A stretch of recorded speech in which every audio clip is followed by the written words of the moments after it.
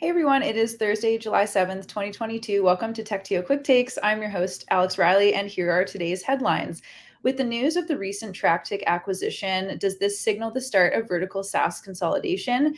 And more layoffs news as Clutch rightsizes for the current environment. And finally, with the news of Issac Soeweine joining Pender Ventures, does this signify a change in geographic power in Canada? We will find out from Alex Norman, who joins me now. Hey, Alex. Hey Alex, how you doing? I'm good. How are you? Pretty good. It's sunny. It's a summer. It is. Should be glad to spend time with you online, but going to Yeah. be spending some time with you offline tonight too. Yes, exactly. With our event tonight, which I know we'll get a little bit more into when we preview that, but can't complain. We have the best weather for it. We've been very lucky.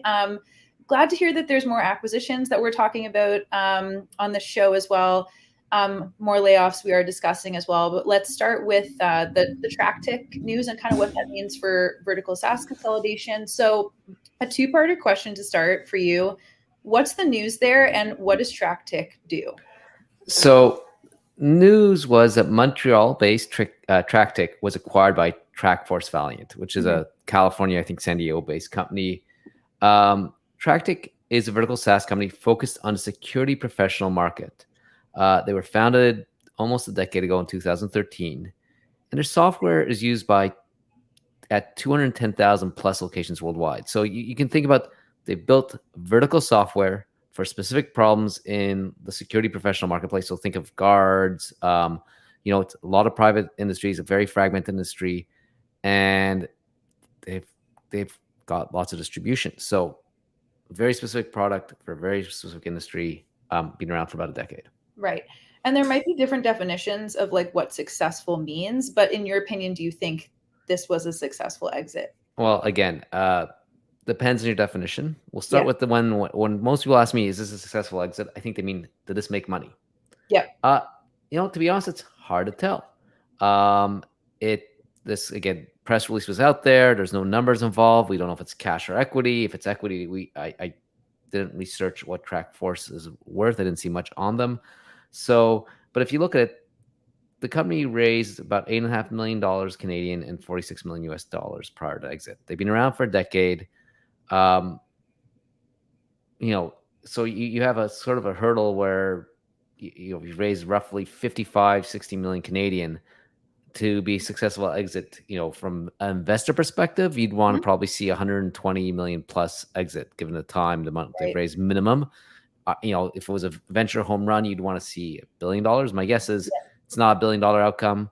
I don't know if it's 50 million, 5 million, 200 million. So hard to predict there. I think more importantly, from my perspective as a founder, when you build a business, when you spend your time, a decade building something, yes, money's important. And for some people, it might be the only reason to rise them. But I think for me as a founder, and I imagine lots of founders, you have a vision. You see an opportunity, you want to bring it to life, you want to see it executed. And I think from that perspective, what TrackTick's done so far is highly impressive. And more important, they're going to continue to get to do it. This acquisition Mhm. is by someone that's in their space that values what they've built from a product perspective, the talent they've acquired, and their customers. And everything in the press release and everything I've read says that they're going to combine the companies, we're going to keep the products, they're going to keep the customers, they're going to keep the teams. So here's someone that's built something meaningful over a decade and is going to continue to get to build it. It's not just being bought and consult and going to disappear. Right. So continuing to deliver against their goals. Yeah. So why did the company sell? Look, again, without being part of this company, it is Mhm. all hypothesis. Right. You know, it's hard not to think it was partially they needed to get an exit. You've been around for a decade. Investors want their money back. The company last announced a raise in early 2019, so it's been 3 years. So it could have been, hey, they had an inbound. This was a great opportunity to have an exit point. It could have been the markets have changed. Their later stage, the questions being asked is a bit different. So maybe they had a hard time raising and they looked for it to get acquired. Not being there, it's one of two things. Either I'd say motivations, return money to investors, um, and probably they needed more capital unless they were cash flow positive, and so they probably got either an offer they couldn't refuse or they had to find Mhm. an offer. And we've been talking about the current market a lot, but just related to this news, how could the current market conditions impact Tractic's decision? So more than all stages are harder to raise right now. Yeah. But in particular, later stages have a lot more scrutiny. What was being rewarded for before was growth and the belief that everything could be worth billions and billions of dollars. And particularly, there was a lot of early wins in vertical SaaS where you said, hey, let's go target, I don't know, the construction industry. Let's go target the healthcare industry and build very specific software where a bunch of those companies went public and were worth a lot. Now, with less emphasis on growth for growth's sake, investors are more closely doing due diligence in late stages on the potential market size. How big can this get? Um, uh, how big? What's the potential unit economics? So right now, what you've seen is because all these companies got financed because they thought vertical SaaS would be big. There's Yeah. questions: A, can this be a 100, 200, 300 million revenue company? And B, is there a real competitive moat, or is there 20 players financed? They're all going to compete on price, all going to compete on features. So the gross margins are going to be thin. So there's a lot more questions about vertical SaaS than there was before. And I mean, to unpack it a little bit further, maybe what are the takeaways for our community specifically around this? Look, I still think vertical SaaS is amazing. You can go use a software that's just generic, Yeah. built for everyone, or you can build something built for your industry. And so I still think it's a great opportunity. But if you're going to start one or you're going to join one, you want to make sure that the past financing matches the opportunity size here, right? Because if it's is this one that can get to $10 million revenue and generate 20%? Great business, but how do you get compensated? If you're founder, where do I raise money from? Or if I'm joining that team, how do I get compensated? Or just one that can be scaled to be venture size and make great margins. How much they've raised? Are they ahead of their skis? So like, make sure that the company, if you're doing a vertical SaaS, you match the financing to the opportunity. To like lean in more on that match that you're talking about, how can we understand that match? So I think you have to be honest about the size of the market. That's where I'd start. Um, and there's a lot of great businesses for a lot of problems that aren't going to be more than 10, 20, 30 million revenue. Mm-hmm. So usually what the mismatch over the last decade was, hey, vertical SaaS, we're going to make this, there's a $5 billion opportunity, we're going to get 100, $200 million revenue. So the rate's venture. And then in reality, if you do an honest gut check, you're like, maybe this is a 10 to $20 million opportunity. It's not going to be a platform. It's a point solution. At that point, you want to find angels or customer financing, or don't use venture scale VC money. It's going to be a problem because the VCs are investing to get into a large opportunity, and they Mm-hmm. may believe it's a large opportunity, but you as a founder or team member, you should be looking at basically the opportunity. If it's, let's say, Right. 30 million in revenue less, find other ways to finance it. Angels that understand this, Mm-hmm. debt financing, customer financing. There's hundreds of ways. Shred. And it might be a bit more capital intensive. Your team might be smaller at the beginning, but you'll be happy you own a big chunk of the company, no pressure to sell. Now, if it's something that can be 50 to 100 million off the first product and end up being a platform, Yeah. go raise venture, go on that market.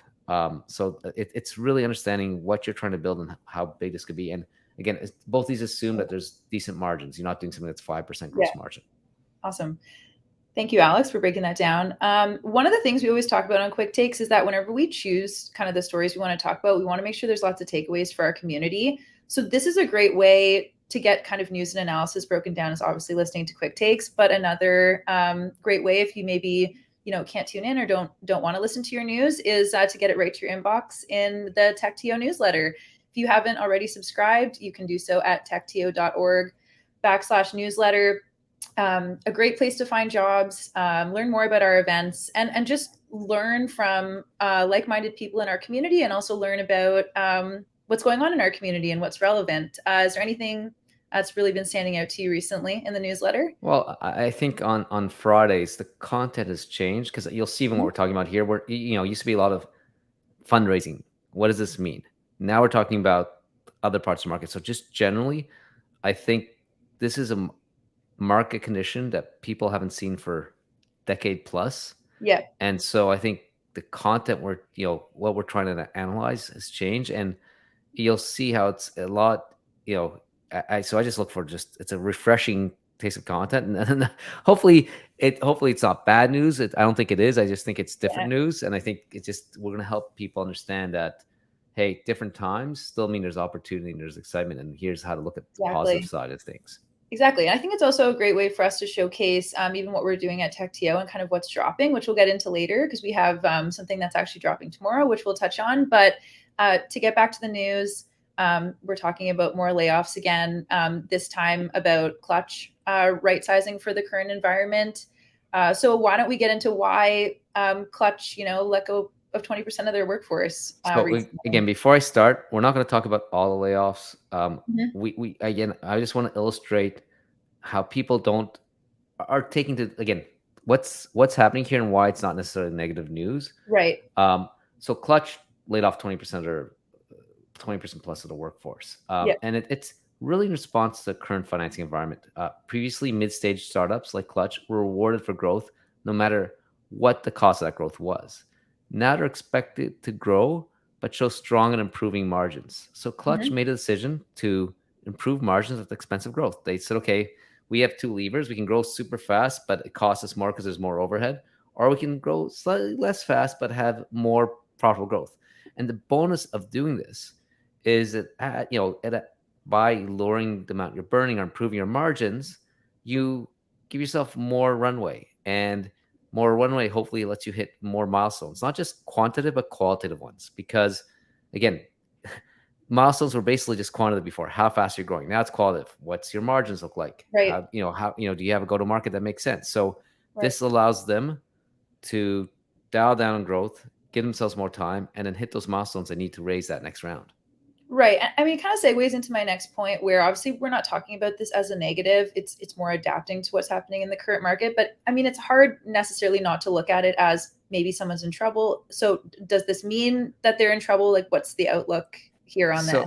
So my take on this, especially with later stage companies, and we've said this before, but I want to reiterate this, Yeah. is there's basically two, on a spectrum of trade-off you're always making. How fast do we grow, Hmm. and how profitable are we, or how much are we burning to get there? And there's probably, the best companies can grow really quick without burning much or investing, but that's really fallacy, Yeah. because you can, oh, the best companies spend money, always spend money acquiring customers, and that could be headcount, advertising, and it's just how quick you get paid back. Right. The other expenses, maybe you want to build new products or expand, in this case, geographically. So you always can grow faster at the expense of basically cash burn. Right. And so what's happened before, growth was important, cash burn wasn't. Now growth and cash burn are, so like, you're not seeing let's go to zero cash burn and have limited growth. It's like just taking down that trade-off somewhere from extreme growth to somewhere in the middle. And so that's what you're seeing across the table here, and that's what I think is happening with Clutch. Right. So it's more kind of like a proactive move a little bit. But is there any other particular reason that they may have decided to make these cuts aside from as you said priorities sort of changing? Yeah, and I think that Clutch is also competes in a market that's seen an even larger. So you've seen market value perceptions of value change, Yeah. and the multiples change. I think they're the one that's seen an extreme shift. If you go back 12 months ago, car marketplaces were extremely sought after, and multiples were extremely high. Like they were trading at X GMV traded, especially during COVID, and for several reasons. Massive incumbent market. If you look at the dollar value of used and new cars sold a year in North America or globally, it's huge. Traditional dealers are fragmented, have poor reputations, and are tech laggards. So you ask anyone, do I want to go to, like one of the things, who wants to deal with a used car salesman? Like, hey, it's a trope. Right. Um, Right. Several U.S. companies that were ahead of like the rest of the world went public, Carvana, Vroom, and had massive valuations despite burning cash. Hmm. And then COVID accelerated a shift to not only researching car purchases, but also purchasing them online. Yep. So, this led to many startups globally being financed at very high valuations. What's shifted in the current market is, there's a bit more skepticism about this model. This is a capital intensive business. A lot of these startups like Clutch take inventory risk, and owning one car on your balance sheet can be easily 5, 10, 20, 30 grand. So to scale, you need a lot of capital. So, people now want capital light models. Many competitors are well financed. So this is a competitive market. It's not necessarily clear who's going to win. In this case, I think Clutch is one of the, two leading companies, if not the leading company in the space in Canada. Um, it's a massive market, but traditionally the dealers themselves had low margins. And it's not clear that these marketplaces will have better margins. So, like, traditional software, you're selling SaaS, go back to SaaS, it has 80, 90%, 70, 79% gross margin.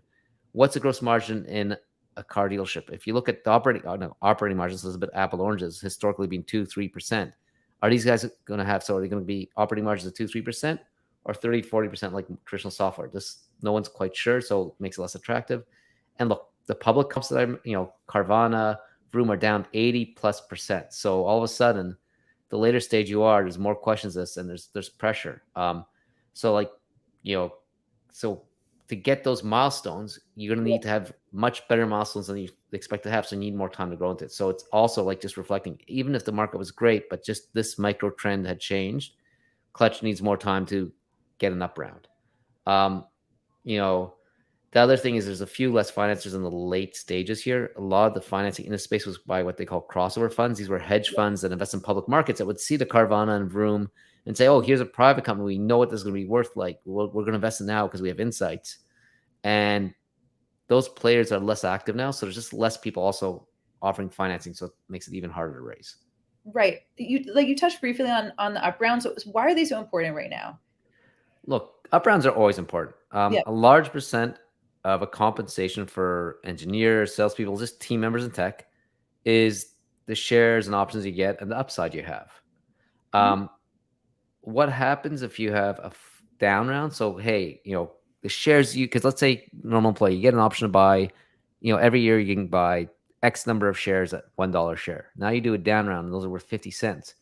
Those shares, those options are basically worthless at the current valuation. So all of a sudden, people are disincentivized to stay and their package is worth less. So it actually ends up a lot of people leaving. Lastly, a really important question we always like to ask is takeaways for our community. Why is this news really important? Why should people maybe watching or listening care about what's happening? So I think one thing people don't realize is, we just had, let's say, 10 years, what the market looks going up. But there's always what I call micro trends in VC. Mhm. The industries that are hot have constantly changed. So no matter what's going on, there's, right now, if you're in climate tech, until a few weeks ago, if you were in Web3, everyone on the valuations were hot. Everyone wanted to be in it. VCs want exposure to it. And there's some that are not, like, ad tech, very hard to raise for. So with these micro trends, VCs get super excited, valuations get super, super high, and there's a lot of competition funded. And it's lots of people are tempted to go build companies in that. I see lots of founders, oh, this is a hot area, I'm going to do something in that area. Well, my personal perspective is that just adds additional risk to running your business. Like, look, if you're doing climate right now, you have a really insightful opinion, you're something you've been building for 10 years, you've got insights, you've got the ability to build something massive, go for it. But don't do it because it's something VCs will fund. In the long run, the best thing to do is to say, do I have a venture-backed opportunity I want to solve? Is there a problem I'm solving where I can create a 10x better solution because I have some insight. There's something new that's happened. There's some insight I forgot. Behavior is changing. Well, if okay, that's the first thing. Big problem. There's a problem. I can solve it. Second thing is, if I solve it, can I get high gross margins? And is there a massive market opportunity? Will this be something big? And then eventually, when I do all this, can I build a moat so continue to protect my margins? If so, that's what you should build. Because no matter how bad the market gets, if you have those characteristics, I've got a problem here that people want solved.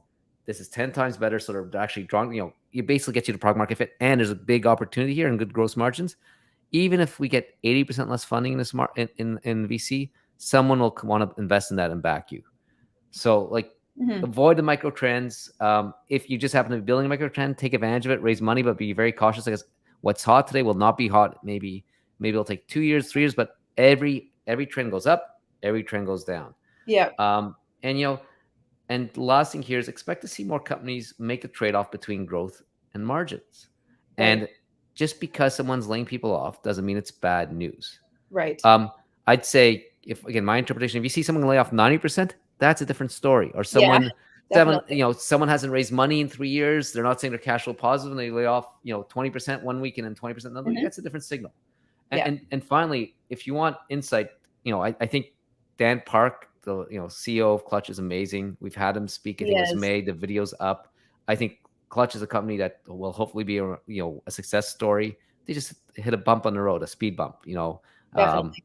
yeah, Yeah, obviously a huge fan of Clutch here at TechTO. I will make sure that we link the recent video where we had Dan speak at one of our events in the show notes, so people can kind of catch up with that because it was fantastic content. It's nice that you shed light on the fact that it's not necessarily a negative thing when we do hear about these layoffs, because I know people working in tech are yeah. obviously it's Let concerning. me let It's me. Sorry, I'm concerning. just interrupt you. There's one thing here. It's negative for the people laid off. Like there is a human Yes, cost here, yes. but you know if you were hired by Clutch, you were hired by Shopify, my assumption is you're a great talent. There's Hmm. gonna be people to hire and it sucks to go through that uncertainty. I just Yes, spoke to a couple of founders yesterday that have had to shut down their businesses. They want to get back on the horse, and if you can afford it, I yeah. always say, especially right now, take the 2 weeks off and figure out what you want to do with your career, and then reach out to the people that support you in your community and you'll get Mhm. a job. This market is still, there's a lot of companies still hiring, just they're usually smaller. They're usually ones that just raise financing. So it sucks to be laid off. So there Yes. is a negative there, but it's not the end of the world, especially if you Right. live in Canada, Right. because And there's a as we lot of opportunities. Yeah, and as we said, there's still a demand for tech talent. So thank you again for maybe just double clicking on that a little bit for anyone that's listening. A last headline of the day: Issac Soeweine moving to Pender Ventures. Does the move signify a change in geographic power in Canada? What is the news, and also what's Pender Ventures? Maybe we start there. So first of all, we don't normally talk about position, people changing jobs. Yep. So Isaac, shout out to you. You did something interesting enough for us to talk about it. Uh, Hmm. I expect to be here next time in Montreal. Actually, next week for Startup Fest. Um, so, for people that don't know Isaac, he was a partner at Real Ventures in Montreal. He did a lot of the early stage program. He ran actually at their pre-seed fund. He was involved in Founder Fuel. Very active person in the Quebec community, particularly Montreal. Hmm. Um, you know, Pender Ventures is a Vancouver-based fund. Their first fund was focused on Western Canada. They're now raising up to $100 million in a new fund. They really don't get much coverage. To be honest, that's one of those funds I had to double check and see who they were when I saw this announcement. And they're raising 100 million, and they're saying, "Hey, you know what? We want to invest across Canada, Yep. and we don't know the East Coast that well." And so they reached out, and Isaac joined them as a partner for their new fund. And so it almost becomes like, there's a question here, East Coast versus West Coast, and we'll get a bit more into that in a few minutes. Yeah. So again, maybe like two-parter question as well. So why hire Isaac, and what does this mean for Real Ventures specifically? Okay, so let's start with Pender seem to have great returns, seem to have the ability to raise a large fund. They're geographically focused, don't have much of a brand name. They want to invest across Canada. They want to maybe expand the type of deals they invest in. They want to do early stage. Isaac had experience early stage, Mhm. multiple different types of technology. If you look at the portfolio he built at Real, um, and he's based in the East Coast, and he's got with Real and what he's done, he's got a bit of a name, so it helps him from branding perspective, helps him from a geographic perspective, and helps him from an experience perspective. So it looks like a good fit. Um, for Real, this is more interesting. Real Ventures is out fundraising, has been for a while, and I keep on hoping to see the new fund come together. I keep on hoping to see this. I hope for them the fund is bigger than the last one, but we haven't seen this. And what I've also seen is it seems like Quebec Inc., who backs funds like Real, because Real is lots of their money, institutional money come from like Quebec pension plans, seem Yep. to be less active than they have historically. So, I just think this means that Real gets a fund done. It's taking a bit longer than people expected, but it may be smaller or maybe different, and it may be they may have to find new partners in Quebec, because if most of their money comes from Quebec, they'll want to see people located in Montreal, Quebec City. Right. And curious to get your thoughts on this, but what does this mean from a VC perspective? Well, I guess, so if you go back over the last decade, Mm-hmm. um, the venture community or VC industry has grown in Canada. Like, go back 2008, 2009, there was like 2, 3 VCs, all relatively small. And Quebec sort of became, or Montreal became one of the centers of our VC community where lots of capital came from. You had Real Ventures go from a first one of 5 million to, I don't know what the current one is, but it's definitely a lot more than 5 million. Real's done a great job of building the Montreal ecosystem and doing stuff across Quebec and Ontario. They would actually, Inovia is active there, and you had a bunch of Panache has a presence there. But like, I'd say Quebec was one of the sort of like a de facto stop every founder had to do if they want to raise early stage capital. And like, there was lots of stories of founders moving to Montreal to be part of Founder Fuel or to get money from Real. Um, the flip side, the West Coast was kind of barren. You had Yaletown, you have version one based there, but version one invests globally. So, and lots of funds had a presence in Alberta or British Columbia, but there wasn't like funds, big ones headquartered doing early stage across Canada from there. And that's changed in the last 12 months. Rhino Ventures, which again had an amazing couple funds, raised a larger fund saying, hey, we're now going to invest across Canada. Pender, who apparently has had amazing results, is now investing across Canada. So all of a sudden, as a founder, where I think there was a big emphasis on the Montreal community and going to Montreal or the Toronto Waterloo region for financing, you now have a reason to go to Vancouver or Zoom to Vancouver Mm-hmm. because there's a lot more early stage capital from active funds there. So it's an interesting change in dynamics. I don't know what the real significance for it is from within the world of Zoom, but all of a sudden there's a lot more. The early stage capital spread out a lot more evenly across the country. And lastly, takeaways for our community. Well, I think this shows that when you're raising money, Mm-hmm. um, most people just think about capital. They want to get capital.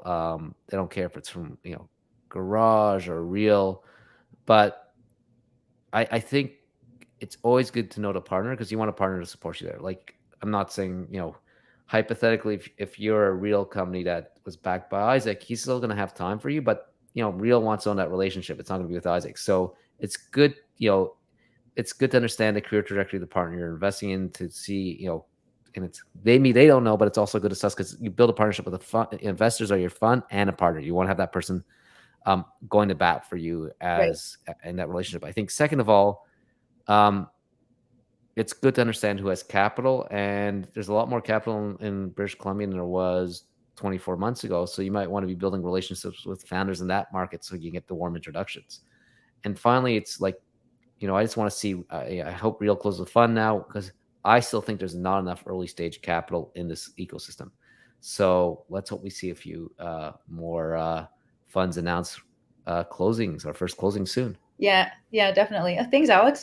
Just to be mindful of time, I just want to quickly touch on, I mentioned the newsletter is great to find out about episodes dropping.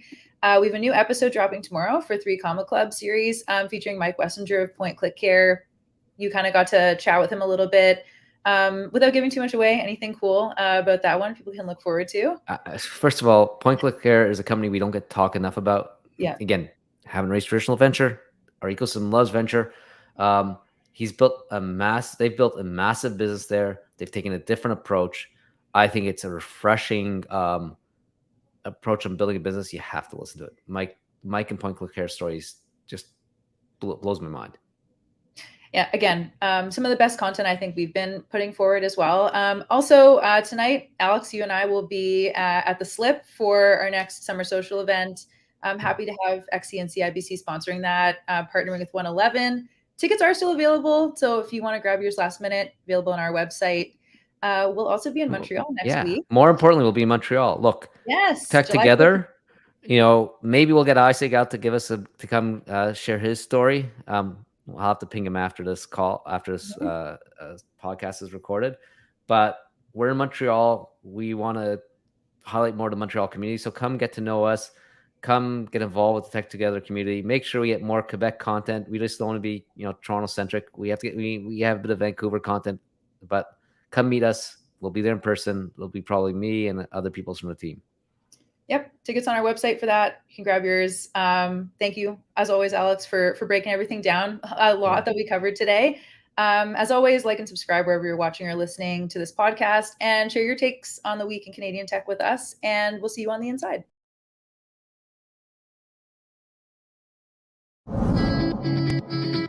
We're in the business of delivering impossible things. We're in the business of delivering things that nobody's ever seen before. If you build that culture, you'll come up with really cool and innovative stuff, and literally could be the next multi-billion-dollar idea. So this conversation is largely going to be about scaling yourself and scaling your leadership team. I want to talk about one of the biggest struggles that I think a lot of startups face early on, which is building initial traction.